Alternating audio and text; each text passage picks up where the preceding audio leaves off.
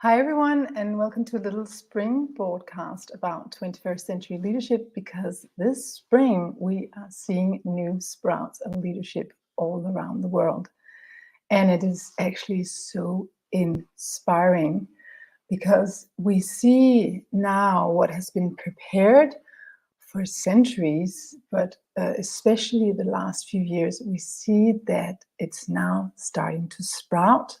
And some of the sprouts are so solid that it looks like there's going to be a whole new earth, a whole new humanity coming out of this chaos and upheaval and crisis that we're seeing right now. And I thought this is such good news that I absolutely must spread them and encourage people in times of crisis, because it's so hard to keep faith when there is so much destruction around us. It's so many people experience right now that it's not only wartime and destruction time and isolation time and depression time and a crisis time in the bigger environment, but it's also going on inside. The war, the conflict, the different parts of oneself that is like in dialogue or in conflict with each other, something new that wants to emerge, the old thing trying to suppress it and trying to keep it down. So it's going on inside of ourselves and it's going on around us, and it's really hard to keep clarity and faith under these circumstances, because it is so easy to watch it with old glasses and think, oh my God, the world is going to go down now. We're going to destroy ourselves. But actually, what I believe is happening and what I see more and more signs of is that we are not going down. We're not going anywhere. We are renewing ourselves from the inside out. And that is wonderful news, isn't it? Because it has been long due for many, many years. All your life, probably, if you are like most people and myself included, all your life you have known there's something greater within me that wants to be born. There's something that I'm here to do that I'm not yet doing fully. There's something, I sense something bigger, stronger, greater, with greater impact. There's something that wants to happen. And many of us have been wandering around in darkness and in blindness, guessing, what is it? Is it real, or is it just me who has this vague idea? Why don't I ever feel like satisfied where I am? Why do I always have this drive to grow and to expand and to create and to recreate? And why is it never good enough? And why do I never feel good enough? And I think this has been labor pains. This has been the labor pains of the new humanity. And we have been beating ourselves up over it. We have been going to therapists. We have been really challenged by it, and we've been puzzled. We've been depressed about it. We've been fighting about it. We have been doing everything else but being reborn. And this is what's happening now, right? Not in the religious sense, but in almost like a nature sense, that always in nature, we can look at nature. Einstein said, if you go deep into nature or watch nature, excuse me, study nature closely, you get the clue for how genius our universe is and how to renew in total harmony with the allness. And I believe this is what's happening right now. I'm so happy I have a dedicated viewer here. He's saying, oh my God, this is so touching. Paul is saying that for our English viewers that now, of course, here in Europe and all over the world, everybody's focused on the war between Russia and Ukraine. And very interesting to see that 150 public service stations in Europe are streaming John Lennon's song, Give Peace a Chance, like an international manifestation that we want peace. Yeah, I really thank you for contributing with this. And I can sense that you are also touched by this, and I believe we all are. We see the newness. This is new. I mean, when John Lennon lived, it was like John Lennon singing that, and maybe maybe Yoko Ono and some of his friends. But now it's like 150 public service stations that pull this at the same time. So this is one of the new leadership traits: is that the leadership is coming as a sort of a natural process of all the inner work we have done throughout the years. It's starting to pay off, because now all the times where we have been working on understanding more, looking on the inside to forgive more, to release more, to alter more, to transform more. Well, at a certain point, when you're in the middle of it, you think, is this even helping? But then you see, well, it is actually helping. So in the 60s, we had all the hippies running around saying, make love, not war. And at that time, it sounded like incredibly naive. There was this Vietnam War going on, and people thought, oh, the hippies, they just live in their distant world and they have no sense of reality. But actually, it did make a difference. And now we see this multiplied, this energy of the love and peace revolution in the 60s. We see now actually people understand on a much deeper level what it actually means. It's no longer just slogans. Many people have done the inner work of creating peace inside and love inside, and stop the inner war and stop the inner conflicts. And that makes them able to help stop it on the outside. So at least, and if they haven't stopped it completely, at least they know the path now. So now they play this song all over Europe. So thank you so much for contributing with that. This is one of the many signs that we see, and I wanted to talk about these two aspects of the new leadership, or three. You could say one of the new trends is from the inside out. So the leadership we're seeing now is not a scripted leadership. It's not a formal leadership. It's not the formal leaders necessarily who are doing who are demonstrating the new leadership. You could say that actually many of the formal leaders are demonstrating a very old-fashioned leadership. And that is getting more and more obvious, how it fails, how it splits populations, how it creates lack of freedom, it creates an unnecessary control. And people are responding by amping up their leadership and saying, we can lead ourselves. And we're seeing more and more examples of people leading themselves and not being led by norms or authorities or usual ways of doing things, by formalities. We can see, one of the most talked about leaders at this point is the beloved leader from Ukraine, who is demonstrating a very authentic leadership, where he is not following the regular rules of a leader. I just saw a press conference. Normally, all the leaders we have, they stand behind this little self-made wall.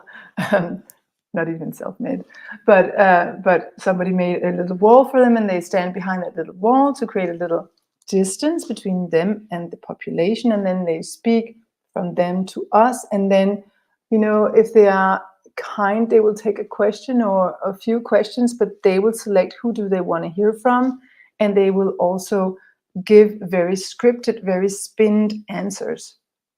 And then we see this former comedian from Ukraine who is he is avoiding that little wall. He's taking a chair, he's sitting down in front of his people, and he's shaking hands. He's being an equal, and he is talking from the heart. What a difference! And that is an example of the new leadership. So the new leadership is coming from the inside. It's coming from people's own authority. And I just want to warn you, if you're a formal leader who don't get this, you might be in trouble in a couple of years or even this year, because you're going to be overthrown, I think, or could be overthrown by all this natural leadership emerging from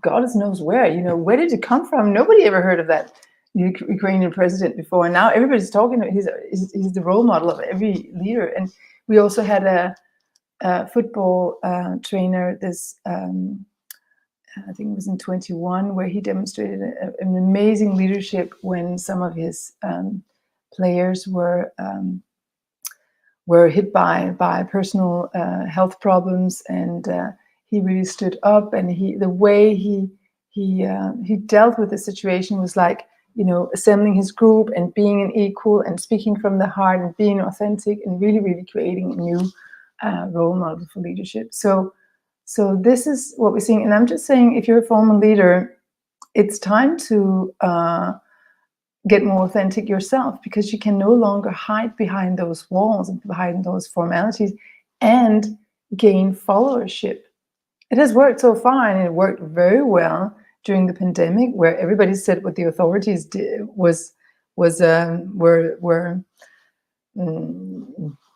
I wouldn't say dictating, but in some cases they were dictating and mandating things. But now it's like a very different energy. We have been through so many changes, and now people are starting, like, first the official leaders say go this way, and then they say go that way, and then they say go this way. Maybe I should listen to myself. What way do I actually want to go? And so I think this is what has come out of the pandemic. The people have been working at home. They've been thinking, wait a minute, I used to be a modern slave. I used to work 80 hours for what? For what purpose? For who? Maybe I should work for myself. Maybe I should work for my children, for my spouse, for my family, for my neighbors, for my close values. So completely different leadership taking place right now. We have my enthusiastic viewer here. He is saying that yeah, it's beautiful that all this songs, or these when we get together. And I'm sorry, I have this little maybe a little bug in the throat. I hope you can bear with me. It's not going to stop me, so it's not going to stop you. But this coming together, that is also a new trait. So leaders used to be quite isolated. And if we see the picture from the office of Putin, I was about to say Putin, but Putin, you can see that his indoor architecture is quite in alignment with the old kind of leadership, where the leader was so distant from the people he was leading. He or she, in rare cases, she was leading. So there was this major distance.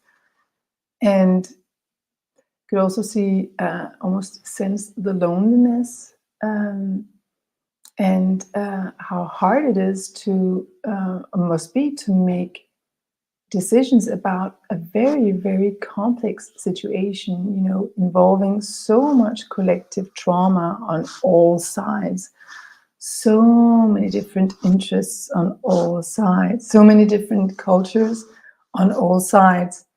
How difficult to make wise decisions when you are all alone, when you are the only one, and when you are afraid of getting real input, including input that you don't agree with, including input that might not be so pleasant to hear from other people. That is almost an impossible task. And he's also the only one. Most people don't like to hear input that they don't agree with. Most people don't like to get a little bit of not so positive feedback. Most people don't necessarily like that, but we have to get familiar with that. We have to be open to that. We have to heal the wounds within that hinder us in sitting face to face and being in real dialogue with people and looking each other in the eyes and facing what's so, and facing the emotions that come up, and facing the difficulty and the pain and the hurt and the trauma, and move through it together. This is a new leadership. It requires a lot of courage, and it's impossible to exercise if you have not done your inner work. So I would say the number one job for the leader in the 21st century, do your inner work. And you could say, if you're not used to that, if that is completely new for you, I would say you are very fortunate to be alive at this time, because there are a myriad of shortcuts you can take. No one can escape the inner work. Everyone has to do it sooner or later, I believe, at least for now. Maybe when we reach a tipping point, you can just get it for free. But right now, you have to, I don't see any way around doing the inner work yourself. But once you've decided to do it, there are so many helpers around you. There are so many paths that can lead to this unfoldment, this sprouting of the new leadership. So the most important you have to decide is whether you want to join the new leadership now and become a role model yourself, be extraordinary in the landscape, light up the landscape, show another way forward, be the light, spread the light. Or do you want to wait and then let others create the pathways, and then you just follow? So that's the big decisions right now. And if you decide, okay, I want to shine too, I want to also contribute with my beautiful new light, then I would say there are many ways. I offer some of the ways. I offer a leadership training called Future Leadership, and it's a 9-month-long process, because it takes 9 months to be reborn as a leader of the 21st century. I say that because I operate very much, this training is very much a bath in feminine energy, because this is what's missing from the current leadership. We are almost stripped of feminine energy. There's so little feminine energy in most leadership around the globe that we are on the path of, we are on the road to destroying ourselves. So we need to really bathe in what's missing. We need to really amp up what's missing. We need to really train those muscles of what's missing. And that's what we are doing in this future leadership training. This doesn't mean that we don't deploy our masculine muscle, but it's not our default muscle. It's not the muscle we use for everything all the time. It is a muscle we use when we need to act, and when we need to focus, and when we need to take concrete steps towards achieving a goal. But we don't use it mindlessly all the time. We are using our feminine side, feminine wing first. So reflection first, looking inward first, tidying up on the inside first, taking an inner responsibility before you blame other people, before you demand that other people do what you think they should be doing, but you don't want to do yourself. So you go inside first, and then you take care of your body, your heart, your senses, what the traumas that you had, the energy blockages that are in your system, all the places where you feel like a victim of your upbringing, a victim of your society, a victim of circumstances. Take care of all of these places and transform them gently and softly and powerfully into leadership. So this is what we do in my training, and there's lots of trainings that do that. So don't let the fact that you don't appreciate my training stop you from exercising this new kind of training. And now my phone is ringing and it's far away, so you will hear that as well. It was actually the woman who has a shop where you can buy these things. This is sustainable fashion from a shop called Another View, and I'm so enthusiastic about this shop because I find it's so necessary now to stop the patterns that don't work. And one of the patterns that don't work is to keep producing crap and adding more crap and adding more child labor and adding more unsustainable production methods and unsustainable products on the planet. So this is why I have chosen to represent Another View in my videos with their sustainable fashion. And I think, what a wonderful thing if this can be sustainable fashion, sit here in silk and enjoy the spring color, then why not? Why not enjoy spring fashion? So it's very exciting for all of us. I believe at this time we have a situation that requires leadership. We have a situation inside. If you don't feel 100% well on inside, there's some leadership to take for your own well-being, your own organization, your inner organization. And I and other people can help you with that, so you get the shortcuts, so you don't have to spend 9 years or 9 months or 9 years or 90 years trying to solve this inner puzzle. You can spend 9 months and get the tools for self-help to be able to unwind all these knots yourself, and also get some help and some acceleration and some peers who can help you see what you cannot see yourself. So you can do that, and it's exciting times because we are called to do that, and it's also exciting times because we are in this together. None of us is alone in this, perhaps besides Putin. But if we choose to collaborate, if we choose to help each other, it is absolutely an option. Look at how many people who are willing to come forth from near and far to help each other. I mean, did you read that story today? I mean, I don't know if it's a true story, but I can imagine that. I am sure this has happened in wars before, but it is perhaps even more obvious now that Russians and Ukrainians are joining hands and said, we are not at war with each other. We are both members. We're all members of the human family. We stand together. We're in the same boat, and we want to help each other. And this is what we need to do in the 21st century in order to solve the problems that we have.